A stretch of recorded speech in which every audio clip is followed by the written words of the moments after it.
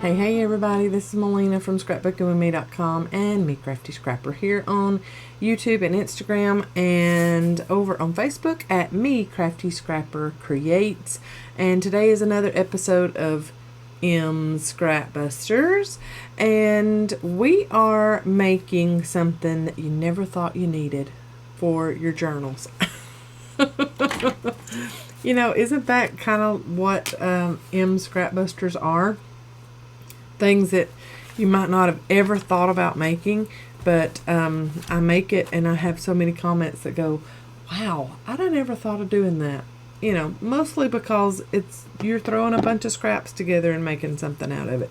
But you are making something out of nothing, because normally those scraps would have just went into the garbage. So I'm showing you how to use them in a different way and to make something out of nothing. So today it is Snippet Edged Collage, and we have some strips of paper that we might not ever use anywhere else, and we're covering it.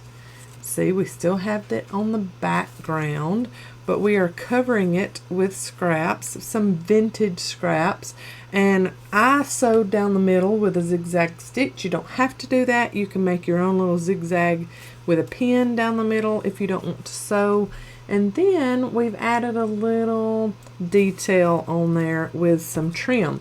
Now, we all have trim in our stash that maybe we haven't used in a long time. So there's some little hemp trim. That is crochet thread. On the next one, I want to get a lot of this black thread, it's just sewing thread, off and do like a little swirly on the edge, and that'll be my little tab, if you want to call it that, on the edge there. And you can put these little tabs, your little trims or whatever, on either side. If you were to want to put an edge, a page edge on this side, then you would want to make your little tab over on this side, the left side, so that it would stick out that way. Normally when I put a page edge on, I'm putting it on the right side, so that's why mine are sticking out this way. And then when you close up that journal, it's on the edge of that page, but then you have this little bit of prettiness showing out on the edges. I love that in my journals. I love to have a little bit of something showing out of the edge like that. I think it's very pretty. You could even put some beads or something around that string if you wanted to, and it's showing out the side like that. So that's what we're doing. These are very easy.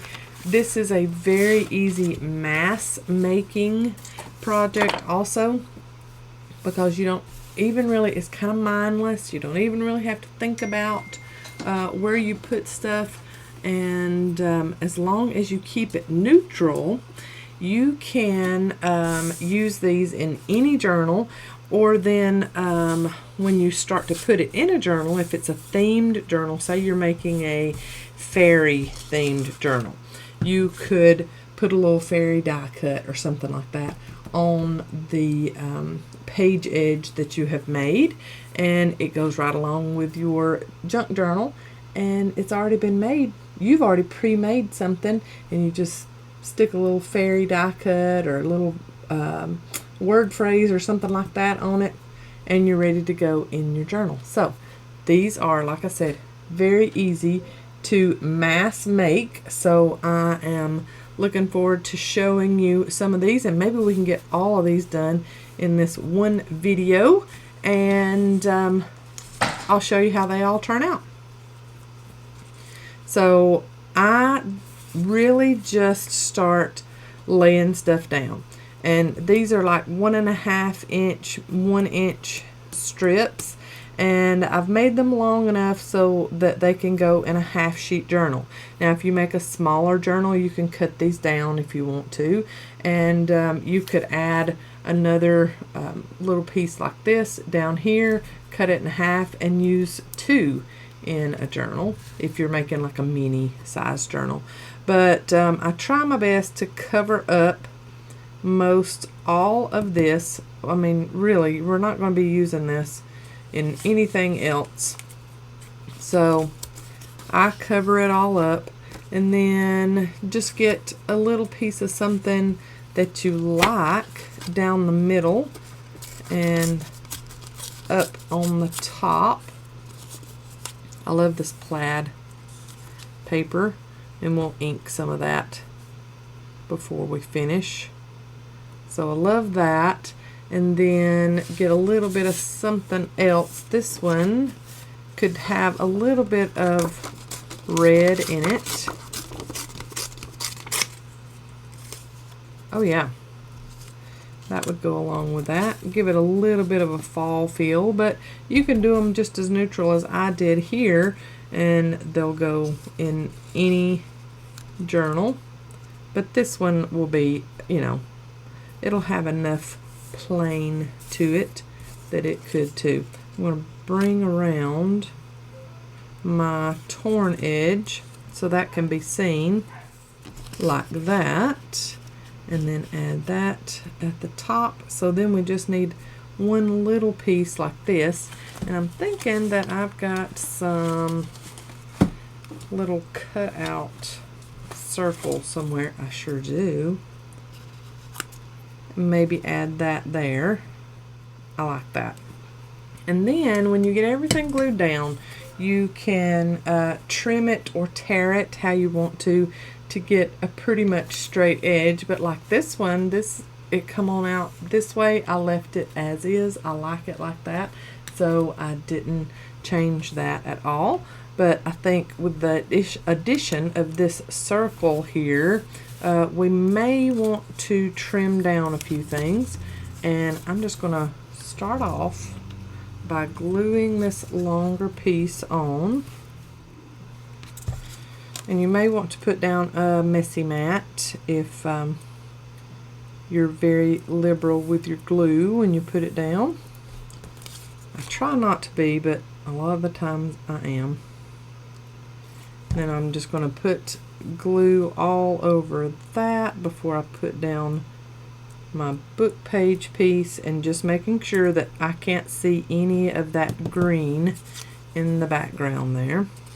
And then I'm going to put some back behind here because I want this plaid piece to go behind that, like so. And then I'm going to trim this off some so it's not sticking out so much, like that, and then glue that the rest of the way down. And then we'll add this book page piece at the top here. Okay, and then our circle piece will go there, like so. And then I'll get up all of my gluey bits and then look at it and see if you know, I think that there needs to be some trimmed off of it. So I'll get my sticky scissors and let's go ahead and trim this, and I think I'll just tear it. Okay, and then if I've got the room, and then I'll just tear this book page a little bit too. Give myself a little wrinkle there at the top. I like that. I like how it shows through there. And then come down here and give myself a little bit of a good straight edge at the bottom. And then what I've been doing is getting a stamp of some kind that's got a little bit of wording on it. And this is the Botanical, what is it called? Botanical something something something by Tim Holtz. Botanical Collage. and just kind of inking that up on the top and adding some stamping throughout it, just a little bit, nothing major. And I did that on both of these other ones here. And then get my ink, whatever ink you prefer, if it's a vintage photo or walnut stain like I'm using, or tea dye, pumice stone, any kind of brown that's going to give you a nice little distressed look. I have some that will ask, I use, you know, some blue distress ink and it just doesn't look vintage, because usually when you're talking vintage stuff, aged things, aging usually turns brown. So that's why a lot of journal makers love the brown look ink to use on their stuff, just because that is the like aging process of things. It turns brown. Alright, I'm going to swirl some of this sewing thread around my fingers, and then I'm going to trim it off there, and kind of wad it and pull it and do all kinds of little things like that. And so this kind of mimics that other circle that we put on there. Try to get a little bit down in the middle of that circle, like so, and have it hang off this way, so when I put it on a page that it will be good there. I think what I will do is get a little piece, little extra piece to put here. I like that. And then I can glue over the top of that thread too, to get me a nice hold on it so it doesn't go anywhere. So I'm going to just put the glue on the back of this piece, glue it down there, and so that way I know that it is holding down that thread really, really well. Okay, then we're going to sew down the middle with our sewing machine, but I'm going to let everything dry on there first before I go to the sewing machine. Let's do another one while this one, the glue is drying on it, and I'll just do plain kind of neutral colors like I did over here. Let's get this big piece of kind of wood grain looking cardstock out of my bowl, and let's take this part off the bottom and maybe have that there. Let's do a little bit of this newsprint or dictionary or whatever it is paper that's been in my stash for a while too. Maybe do it this way also for the torn edge to show. Let's do a little bit of dictionary page. We can do it back behind here like this piece over the top here, and then we'll just need a piece to cover up here at the bottom. So let's keep with the brown theme and do that little handmade piece of paper, and then let's get a little bit of rice paper going about there. Yeah, and then we're going to ink everything, and we'll have a nice neutral piece here. I think I will go straight across with this tear so I can have a more uniform look there at the top. Let's pull this off. I'm not inking anything really before I put it on, unless it was a piece that was going to go on top of something. Okay. All around the edges of that. And then just start layering on your scraps and kind of covering up as you go. And making sure to put glue on top of other pieces that you're going to lay the next piece on top of. Here's our little note piece, our little newspaper print piece there, and we can trim that off in just a minute. And our little handmade paper piece there, and then our rice paper piece. Put it up the middle, and then we're going to look it over and see if there's anything that needs to be trimmed off. And I think this piece needs to be pulled a little, torn. I like that. And then let's do just a little snip of that, kind of get it more uniform looking. I like that. I like how that looks. So it looks more in line with these neutrals that I did off camera. And then go around everything and give it a good inking, and that's going to bring everything together, all your little scraps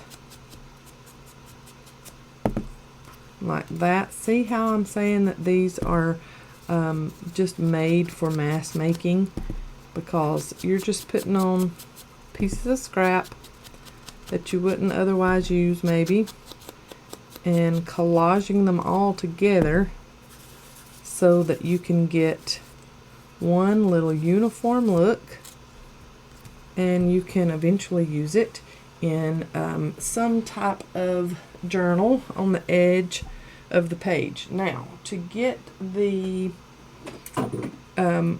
tab kind of thing that I've made on these, I'm just going to use the small hole on my crocodile. Make that there. And then pull off, this is just crochet thread that I've had in my stash for a long time, and trim off a piece of that. And then you can go in one at a time, make a bow like this, just make a double knot like that. I'm thinking, let's see what a library knot would look like, kind of like you do at the top of tags. Let's see if we can get that crochet thread through there and pulled through here. Yeah, that's cute, but I think I would like to do at least a bow or something. It just looks a little too plain, doesn't it? Okay, and then pull through that side. I didn't hardly make the string long enough to make a bow with my big fumble fingers. Nah, it's not long enough to make a bow. So let's pull that, and let's just do a knot, like a double knot like we did here. Okay, like that. And so there's two done except for the sewing. Let's work on one more. Let's get a little bit of fall going on this one. We did some fall stuff on another, and let's do, I love that leaf print paper. Let's do that torn green paper out this way from that. some book page here at the bottom. Let's add a little something back behind that. Maybe just some coffee stain paper. I like that idea. And do the torn edge back here. This up here. And then I think we need a little bit more coffee stain paper back here. Yep. Let's do that book page more in the middle. So give it a rip up here. And then cover up just a little bit more down here at the bottom. Just a little bitty piece of something. Let's see. I like this. It gives it just a little bit more something to it, but it's still neutral enough. This pulls that green out up there while we're still kind of going with that leafy fall look. I like that. So let's go ahead and get all of that glued on there, and we will ink around this since it's going to sit on top of everything else.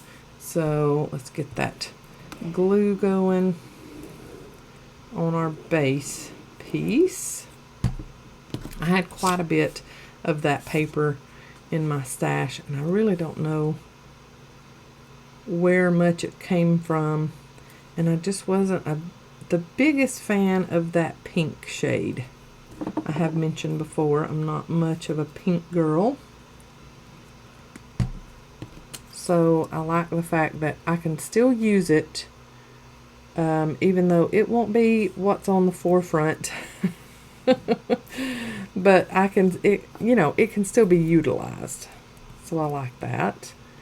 And then let's do this piece down here and move it up almost at the bottom, and then add some glue to the back of this one. And add it there, pretty much lined up with everything else, so we can kind of get that uniform look going. And then this piece can go up here somewhere. Then let's ink this book page all around. I love brown inked book page. It adds some of the best aging to book page.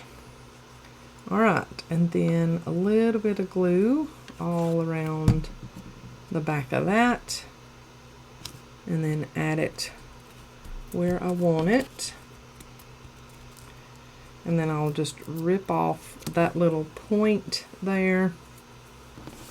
Oh, I like this one. So yeah, that green down there brings out this green that's up here. And then let's ink all of our edges and get rid of that white core that's on that piece of paper. And then dirty it up just a little bit on top to get some more character going with it. Blend all that kind of together. So like I said, you can use this in any journal because it is neutral enough, and then you can just add what you would like to it later. Okay, so there is that and that. Let's do this hemp cording that we did on that one. And I'll get myself a long enough piece this time. And let's put a hole in there with my crocodile. If you've just got a tiny hole punch, that works too. No need to buy a crocodile just to make little holes in your products, in your finished products. Okay, and then even this up and tie a knot in it. Let's do double knot. And let's get that knot right at the edge of your border you're making. I like that, and I think I've got enough for it. Yep, I do. Let's see what a bow would look like in this hemp cording. It's not too thick. I think it'll be fine if I can get it all turned the right way so it looks nice. There we go. Oh, I like that. I still think the tails are a little long. Let's trim those up a little bit. Oh yeah, that's better. Okay, so all that's left to do on these three is to sew down the middle, and like I said, I just use a zigzag stitch, and then I'll pause a little bit in some places, and then, you know, just go regular in other places. But then I like the difference, the look of it, and I might do on one of these zigzag and then straight and then zigzag again, because I like that look too. We did not stamp on these two. Let's go ahead and get a little bit going on there. I'm just going to do it here and maybe down the middle of this one. So let's go, I'll just lay them on top of each other and maybe we can get a little bit going on each. Yep. And then right down the middle here, like that. That's enough stamping character added to those. So I'm going to go sew on these, and I'll be right back and show you the finished product.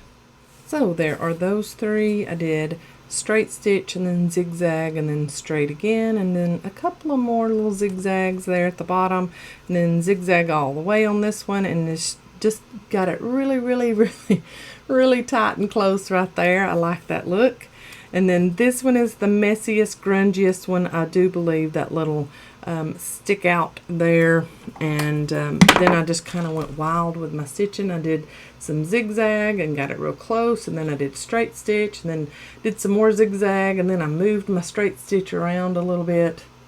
And this is what this one would look like in a journal. And look, this paper goes with this cover here, so I really like this one on this page. We could even do it on a notebook page. It is the perfect length for a notebook page, and I love how it looks in there, so much so that I might just add it on in there. Yep, look at that. I love how that looks. So then when you close it up, you've got that thread sticking out from the edge in your journal. And to adhere it down, you're just going to put glue all over the back here and add it to the side. Now, if you don't want to add it all the way on this side, you could actually use this as a small little tuck of some kind, just to add in little bits of stuff if you didn't want to glue it all the way down. But I really love that one, even though it is the grungiest, messiest one of the whole bunch. So, very super simple Scrapbusters, a Scrapbusters project today, and I hope that you enjoy it. I hope you use up lots of your scraps, and thanks so much for watching. God bless. Love y'all. See you in the next video. Bye.